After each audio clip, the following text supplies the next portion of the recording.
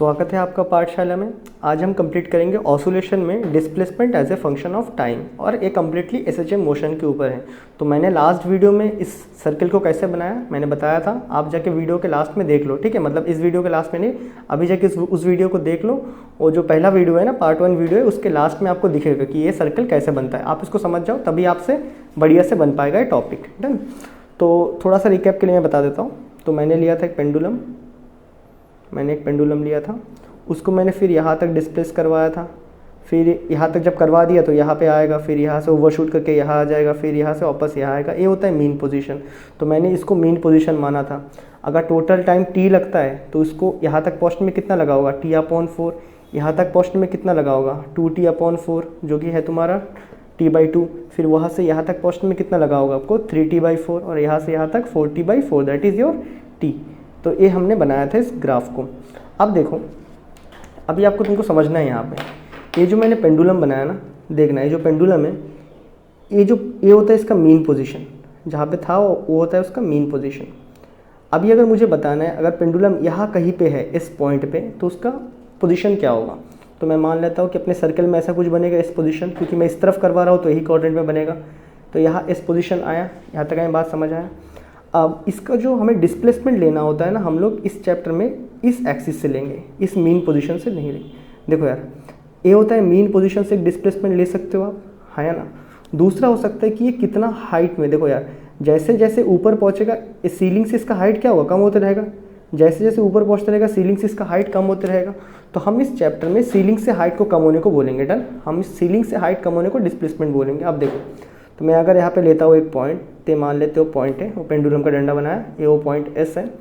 इसको मैंने omega velocity से दिया, ओमेगा वेलोसिटी दिया, तो वेलोसिटी होता है डिस्प्लेसमेंट अपॉन टाइम। यहाँ पे एंगुलर डिस्प्लेसमेंट θ/t, तो थीटा होता है एंगुलर डिस्प्लेसमेंट, कितना आएगा, ओमेगा t। तो यहाँ पे इसके पास ओमेगा t है। डन। मुझे यहाँ पे क्या निकालना है, डिस्प्लेसमेंट। हम दोनों तरीके से निकाल सकते हैं। एक तो मैं बोल सकता हूँ कि इसका ओरिजिनल पोजीशन से कितना दूर में गया, दूसरा कि ये सीलिंग से कितना पास में आ रहा है। तो मैंने बोल दिया कि ये y एक्सिस में, तो मैंने y बोल दिया। यहाँ पे y का मतलब क्या होता है आपका, y का मतलब होता है कि वो सीलिंग से कितना पास में आ रहा है कंटिन्यूस। डन। और x का मतलब क्या है कि मीन पोजीशन से वो कितना दूर जा रहा है। ये हमें बातें समझ आ रहा है। डन। अब देखना, ये जो पेंडुलम था ना तुम्हारा, ये जो पेंडुलम था, इस पेंडुलम को तुम मैक्सिमम कितना खींच सकते हो। इसका अगर लेंथ मैं बोल दूँ r है, रस्सी का लेंथ r है। डन। क्योंकि यहाँ पे r यूज़ कर रहे बुक में, तो इसको मैं जब खींचूंगा मैक्सिमम मैं कहाँ तक खींच सकता हूँ, यही तक खींच सकता हूँ ना इसको। जब मैं यहाँ तक खींचूंगा तो ये r हो जाएगा। अगर ये मैक्सिमम खींचा हुआ है ना, तो इस लेंथ, ये जो डिस्प्लेसमेंट है ना तुम्हारा, ये जो डिस्प्लेसमेंट है कहाँ से, मीन पोजीशन से जो डिस्प्लेसमेंट है, ये जो मीन पोजीशन से जो तुम्हारा डिस्प्लेसमेंट हुआ यहाँ तक का, वो कितना बन गया भाई, r ही बना ना। इसको बोलते हैं maximum displacement amplitude. Done. Mean position से जितना डिस्प्लेस हुआ है उसको हम क्या बोलते हैं, एम्पलीट्यूड बोलते हैं। तो यहाँ पे एक टर्म आ चुका है हमारे पास, लेट ए क्या है हमारा, एम्पलीट्यूड है। एम्पलीट्यूड कि मैक्सिमम खींचा है। डन। तो मैंने इसको मान लेना है मुझे एम्पलीट्यूड। डन है।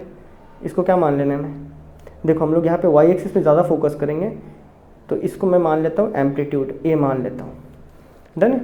क्या मान लेता हूँ इसको मैं, ए। इसका मतलब क्या हुआ कि ये कितना मेन एक्सिस में कितना खींच चुका है, वाई एक्सिस में कितना खींचा हुआ है। देखो, ये है वाई एक्सिस ना, कंफ्यूज नहीं होना बडी।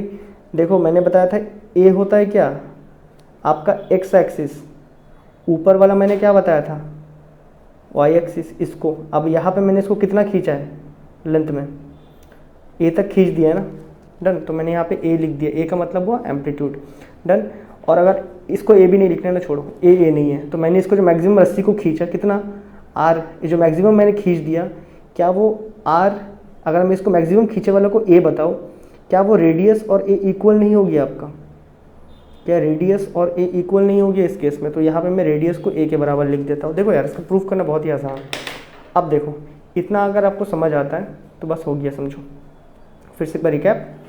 तो मैंने पेंडुलम इस तरह खींचा, खींचने के बाद मैं इसका डिस्प्लेसमेंट दो तरीके से बता सकता हूँ कि मीन पोजीशन से कितना हट रहा है और ऊपर सीलिंग के पास कितना आ रहा है। तो दो तरीके बताने का, एक को मैंने x बताया और एक को मैंने y बताया। दोनों तरीके से हम बता सकते हैं। फिर हमने देखा, अगर मैं इस रस्सी को ज़्यादा मैक्सिमम ऊपर तक खींचता हूँ तो मैं कितना खींचने वाला हूँ, जितना इसका रेडियस है उतना ही खींचूंगा ना। और मैं मैक्सिमम खींच चुका हूँ तो उसको मैं एम्पलीट्यूड बोल दूंगा।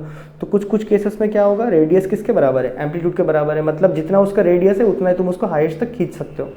डन, ये हमें समझ आता है। अब बस हमें इस ट्राइंगल को देखना है। अभी अगर ए वाला पॉइंट y है तो क्या ए वाला पॉइंट भी y होगा, होगा कि नहीं? तो बस इस ट्राइंगल को बना लो, अभी बस इस ट्राइंगल को भी बना लो। तो यहाँ पे कितना लिखा है ओमेगा टी, यहाँ हमारा आया था x, यहाँ आया था हाँ यहाँ x, वहाँ आया था y, और हाइपोटेनस कितना आ गया था a। डन, अभी हमें डिस्प्लेसमेंट का इक्वेशन निकालना है। Therefore equation of displacement are, पहले ये तो पता है ना, पंडित भद्री प्रसाद हरि हरि बोल वाला, पहले साइन थीटा निकालो। साइन थीटा यहाँ पे कितना है, थीटा का जगह में तो ओमेगा टी लिख के रखे, omega T is equal to sine theta क्या होता है, परपेंडिकुलर बाय हाइपोटेनस। तो परपेंडिकुलर यहाँ पे क्या है आपका y है, हाइपोटेनस क्या है a, तो y is equal to a sine omega T. a हो गया आपका एक इक्वेशन डिस्प्लेसमेंट का। डन, क्या है साइन ओमेगा टी आ रहा है, क्या है साइन के फॉर्म में आ रहा है आपका डिस्प्लेसमेंट। यहाँ पे y क्या है बाय द वे, यहाँ पे आपका x y ये सारा क्या चीज़ है, डिस्प्लेसमेंट है ना, तो पहले ही बोल चुका है। तो यहाँ पे डिस्प्लेसमेंट साइन ओमेगा टी आ रहा है। मैंने किससे बनाया इसको, पेंडुलम से। क्या पेंडुलम एसएचएम में आएगा, हाँ भाई आएगा, ये तो हमें पता चल गया। डन, ऑल्सो अगर मैं कॉस थीटा निकालता हूँ, ठीक है, ऑल्सो कॉस थीटा इस ट्राइंगल से, कॉस थीटा क्या होता है बेस बाय हाइपोटेनस। बेस क्या है x अपॉन ए, तो x अपॉन ए, यहाँ से x भी कितना आ जाएगा a कॉस ओमेगा टी। दिख रहा है ना, साइन और कॉस के फंक्शन में आ रहा है। याद रखो हम लोग क्लास 11 में इस फॉर्मूले को ज़्यादा यूज़ करेंगे, ए साइन ओमेगा टी वाले को। डन, तो इसी के ऊपर फोकस रखना। इसको भी यूज़ कर सकते हैं, बट हमारा तरीका रहेगा कि हम कितने सीलिंग के नज़दीक में लेके जा रहे हैं, वो हमारा डिस्प्लेसमेंट रहेगा। डन, आप ऐसे ही बता सकते हो कितना आप मेन पोजीशन से दूर लेके जा रहे हो, लेकिन हम यहाँ पे यूज़ नहीं करेंगे, हम ज़्यादातर ए साइन ओमेगा टी यूज़ करेंगे। एनसीईआरटी में वही दिया है, आप चाहे तो ए कॉस ओमेगा टी भी यूज़ कर सकते हो, इससे कोई फ़र्क नहीं पड़ता है। अब देखो कुछ केसेस पढ़ लेते हैं, इसी को ज़रा समझते। देखो अभी कुछ केसेस देख लेते, ठीक है। अभी ऑलरेडी आपको पता होगा एक केस, तुम बताओ, जब मैं पेंडुलम, फिर से लेते पेंडुलम, मैंने यहाँ रखा पेंडुलम, मैंने इस पेंडुलम को यहाँ से यहाँ लेके गया। डन, यहाँ से यहाँ लेके चले गया मैं, तो यहाँ से यहाँ लाने में मुझे कितना पड़ा होगा, t/4 टाइम पड़ा होगा, क्योंकि उसके बाद यहाँ आएगा, फिर यहाँ से यहाँ, तो t/4 टाइम लगा। यहाँ से यहाँ लेके जाने में, यहाँ से यहाँ लेके जाने में t/4 टाइम लगा। तो जब यहाँ से यहाँ है तो इस केस में आपका y क्या होगा, मैक्सिमम होगा, y मैक्सिमम हो जाएगा, आया कि नहीं, क्योंकि तब यहाँ पे पूरा मैक्सिमम y आ चुका होगा। यहाँ पे y कितना आ जाएगा, a के बराबर आ जाएगा, और x क्या रहेगा, 0 रहेगा, क्योंकि x तो है ही नहीं, पूरा y एक्सिस आने वाला है। तो उसी के ऊपर निकाल के देखते हैं। Case 1 when t is equal to कितना है हमारा, t/4 है, हमें पता। अच्छा एक और चीज़, omega is equal to 2π/t होता है, ये तो आपको पता है ना, 2π/t ये हमें पता है।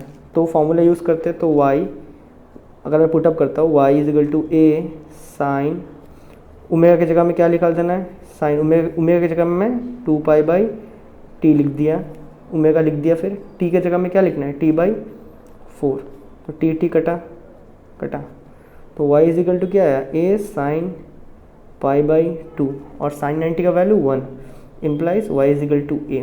तो हाँ भाई, इस कंडीशन में मैंने मैक्सिमम एम्पलीट्यूड रीच करवा दिया था खींच के, ये हमारा आ गया।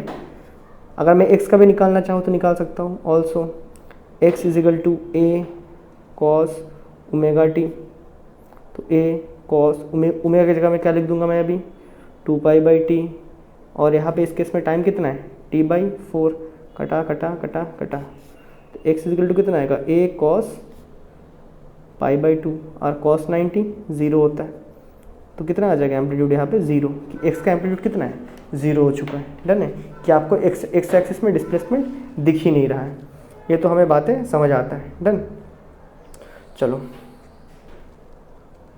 अब शुरू करते हैं। अभी चाहे तो आप दूसरा केस भी देख सकते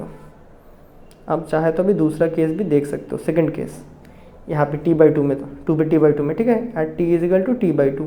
इस केस में आपका y का वैल्यू 0 आएगा, इस केस में देखो आपका y का वैल्यू 0 आएगा, क्योंकि यहाँ पे पूरा x ही बचेगा ना, दिख रहा है ना। इस कंडीशन में y का वैल्यू क्या हो जाएगा, 0 आएगा, जो भी आएगा x का वैल्यू, क्योंकि ये x में एम्पलीट्यूड ज़्यादा है ना, क्योंकि यहाँ पे बॉल यहाँ पे आ चुका होगा, यहाँ से मैंने लेके यहाँ रखा t/4, यहाँ से यहाँ आया 2t/4, that is your 1/t/2 बराबर ना। तो यहाँ पे है, तो इस केस में क्या है, मीन पोजीशन में आ चुका है, मतलब x का वैल्यू मैक्सिमम आ चुका है। यहाँ पे x इज इक्वल टू क्या आ जाएगा, a आ जाएगा।